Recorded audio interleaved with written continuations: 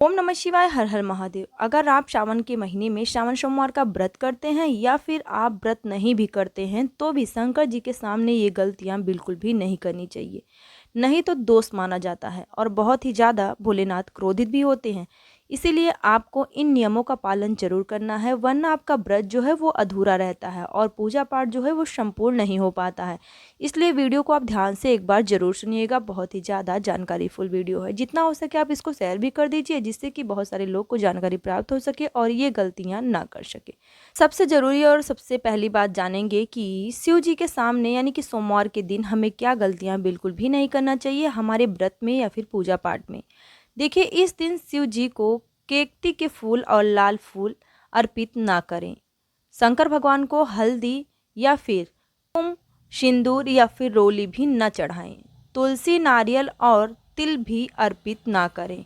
शंकर जी को ये चीज़ें अर्पित ना करें, उनको अर्पित करेंगे तो क्रोधित होते हैं। सावन के सोमवार में ये चीज़ें नहीं अर्पित करनी चाहिए और वैसे भी किसी भी सोमवार को या फिर शंकर जी को ये सभी चीज़ें बिल्कुल भी अर्पित नहीं करनी चाहिए। शिव जी के सामने शंख नहीं बजाना चाहिए और शंख से उनका अभिषेक भी नहीं करना चाहिए, बेहद दोष माना जाता है। शंख से आप जल भी अर्पित ना करें। शिव जी के सामने ताली या फिर गाल नहीं बजाना चाहिए। बहुत लोग अपने गालों पे मारते हैं और बहुत लोग ताली भी बजाते हैं, तो ऐसा नहीं करना चाहिए। शंकर जी हमेशा ध्यान में रहते हैं, उनका ध्यान जो है वो भंग हो जाता है, इससे शंकर जी क्रोधित हो जाते हैं। इस दिन किसी भी प्रकार का नशा नहीं करना चाहिए। अगर घर में कोई भी उपवास है तो घर में आपको सात्विक भोजन करना चाहिए और नशा ना करें। इस दिन अगर आप व्रत रखते हैं तो आपको बाल नहीं धुलना चाहिए और बाल को कटवाना भी नहीं चाहिए। घर में किसी भी सदस्य को और नाखून भी नहीं काटने चाहिए। शरीर पर तेल भी नहीं लगाना चाहिए। अगर आप व्रत रख रहे हैं तो इन बातों का खास ख्याल आपको रखना चाहिए। किसी का अपमान भी नहीं करना चाहिए, खासकर देवता, माता पिता, गुरु, जीवन साथी, मित्र और मेहमान। किसी भी जीव को नुकसान नहीं पहुंचाना चाहिए और अगर घर पर कोई आ जाए तो उसको खाली हाथ नहीं भेजना चाहिए। अगर कोई खाना, रोटी या फिर अनाज मांग रहा है तो बिना दिए उसको आप ना जाने दें। ऐसा करना बेहद अशुभ होता है, बेहद दोष लगता है, इसलिए ये कार्य आप जरूर करें। सावन के महीने में सावन का व्रत अगर आप रख रहे हैं तो आपको काले वस्त्र पहनकर पूजा नहीं करना चाहिए और उस दिन काला या फिर डार्क नीला कलर नहीं पहनना चाहिए। शास्त्रों में ऐसा वर्जित माना गया है। अगर आपको पहनना है तो आप लाल, पीला और बहुत सारे कलर हैं, ऑरेंज, नारंगी, बहुत सारे कलर हैं, आप कोई भी कलर पहन सकते हैं। सफ़ेद भी पहन सकते हैं, लेकिन आपको, क्योंकि सफ़ेद तो शंकर जी का प्रिय ही होता है, लेकिन काले और नीले कलर का उपयोग इस दिन सुहाग के सामान में बिल्कुल भी यूज ना करें, जैसे कि साड़ी, चूड़ी या फिर कोई ऐसी वस्तु जो फिर नीला या फिर काला हो। इसलिए ये चीज़ें आपके लिए बेहद ज़रूरी है जानना कि आपको इस दिन ये सारी गलतियां नहीं करनी चाहिए। शंकर जी को आपको दूध चढ़ाना है तो स्टील के लोटे से या फिर तांबे के लोटे से ना चढ़ाएं, क्योंकि तांबे के लोटे में दूध डाल देने पे वो जहर के समान हो जाता है। अगर आपको दूध चढ़ाना है तो आप पीतल के लोटे में ही दूध चढ़ाइए। जो पीतल का लोटा आता है, जो जिसे बहुत सारे लोग फूल का लोटा भी कहते हैं, उसमें चढ़ाना चाहिए। तांबे और स्टील पे बिल्कुल भी नहीं चढ़ाना चाहिए, बहुत ही ज़्यादा दोष होता है और उल्टा पुण्य के हमें पाप मिल जाता है। इसलिए इस बातों को आप खास करके ध्यान रखिएगा और जितना हो सके इस वीडियो को आप ज़रूर शेयर कीजिएगा। ये सारी गलतियाँ बहुत सारे लोग कर देते हैं। शंकर भगवान को सिंदूर भी चढ़ा देते हैं, गुड़हल का फूल भी चढ़ा देते हैं, कोई भी लाल फूल उनको नहीं चढ़ाना चाहिए।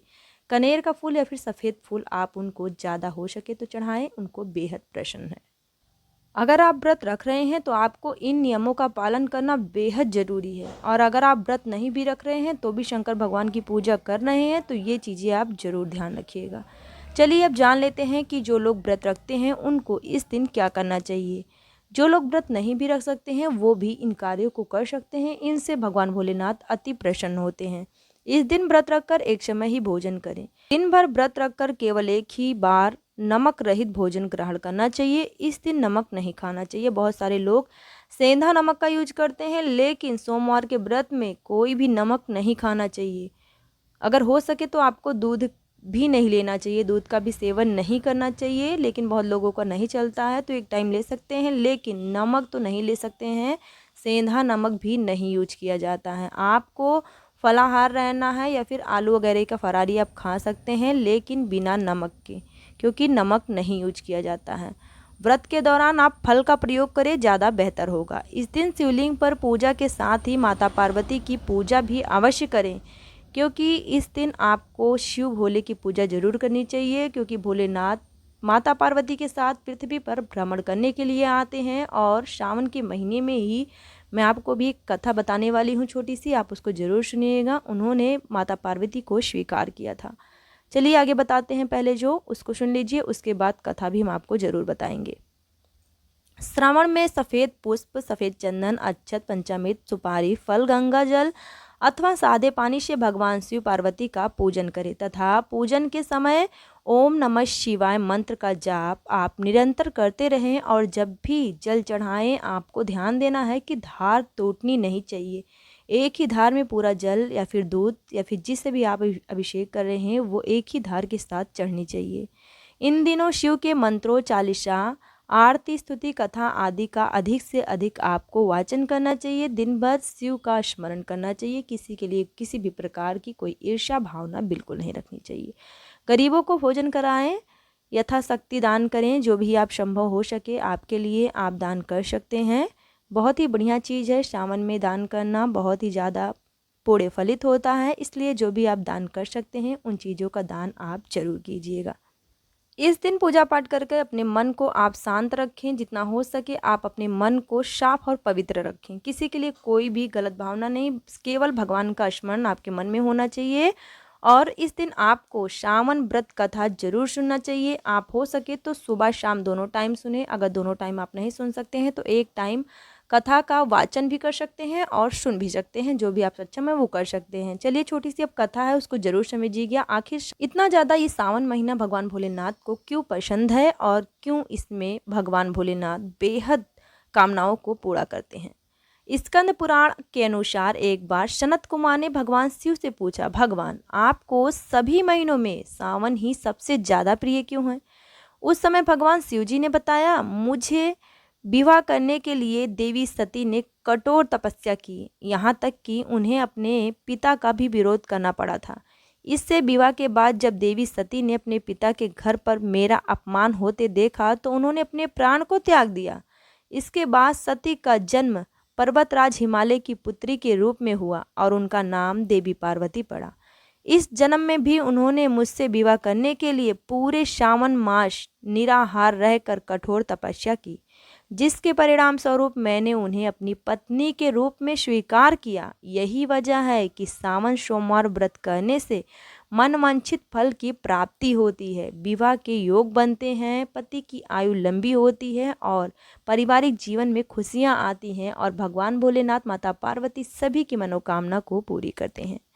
उम्मीद है वीडियो अच्छी लगी हो तो एक बार एक लाइक जरूर कीजिएगा। कमेंट्स बॉक्स में हर हर महादेव जरूर लिखिएगा। जितना हो सके इस वीडियो को आप शेयर कीजिएगा। देखिए जितने लोग सुनेंगे उनका तो कल्याण निश्चित है, लेकिन जो लोग इसको शेयर करेंगे उसके माध्यम से कोई सुनेगा तो इसका भी पुण्य हमें बहुत मिलता है। इसीलिए कह रहे हैं कि इसको शेयर कीजिएगा।